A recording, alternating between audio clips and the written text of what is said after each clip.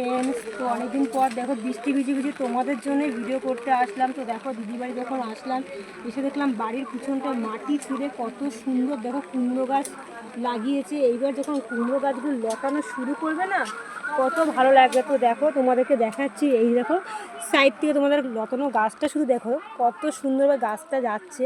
আর এই পুরো নেটের উপর যখন গাছটা যাবে আর নিচ থেকে যখন কুমড়োগুলো ঝুলবে কত সুন্দর লাগবে, দেখতে পাচ্ছ অনেক সুন্দর। তো দেখো তোমাদের জন্য বৃষ্টির জন্য আমি ভিডিও ছাড়তে পারিনি, কিন্তু তবুও আছে দিদির বাড়িতে যখন আসলাম ছাতা মাথা আমাকে ভিডিও করতে হচ্ছে, জানো তো বন্ধুরা। দেখো এই দেখো ছাতা নিয়ে এসেছি তোমাদের জন্য একটু ভিডিও করতে, যাতে আমি উৎসাহ পাই ভিডিও করতে। তো দেখতে পাচ্ছ এই যে কুমড়ো গাছ, তো যে ক্যামেরাম্যান আমার তাকে ছাতাটা দিচ্ছি, ছাতাটা ধরে রাখো বন্ধু।